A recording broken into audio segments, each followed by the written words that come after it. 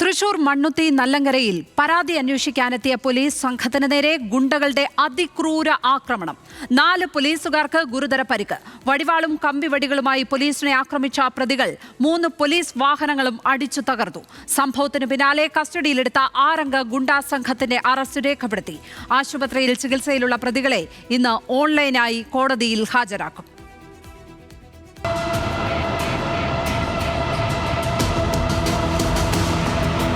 മണ്ണുത്തി നല്ലങ്കര വൈലോപ്പള്ളി നഗറിൽ ഇന്ന് പുലർച്ചെ 3-ഓടെയാണ് പോലീസിന് നേരെ ആക്രമണമുണ്ടായത്.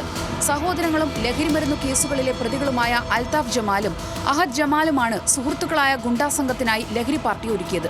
അഹദിന്റെ ജന്മദിനത്തോടനുബന്ധിച്ച് 15-ലേറെ ആളുകളെയാണ് വൈലോപ്പള്ളി നഗറിലേക്ക് വിളിച്ചു വരുത്തിയത്.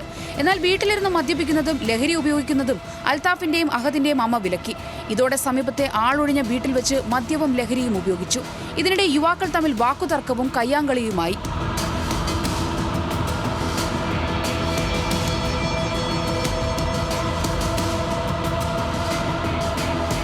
സംഘർഷത്തിന് ശേഷം വീട്ടിലെത്തിയ അഹദിനെയും അൽതാഫിനെയും ശകാരിച്ചതോടെ അമ്മയ്ക്കു നേരെയായി ഇരുവരുടെയും പരാക്രമം.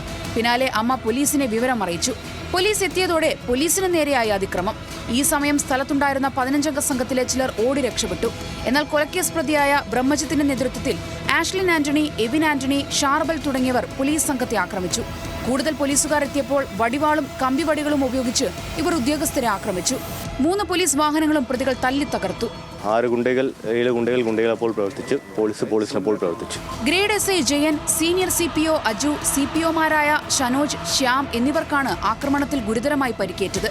പരസ്പരം തമ്മിത്തല്ലിയതിനെ തുടർന്ന് പ്രതികളിൽ ചിലർക്കും പരിക്കേറ്റിട്ടുണ്ട്. കസ്റ്റഡിയിലെടുത്ത പ്രതികളെ മണ്ണുത്തി സ്റ്റേഷനിലെത്തിച്ച് അറസ്റ്റ് രേഖപ്പെടുത്തി. ഇവരെ മെഡിക്കൽ കോളേജ് ആശുപത്രിയിലേക്ക് വിദഗ്ധ ചികിത്സയ്ക്കായി മാറ്റി.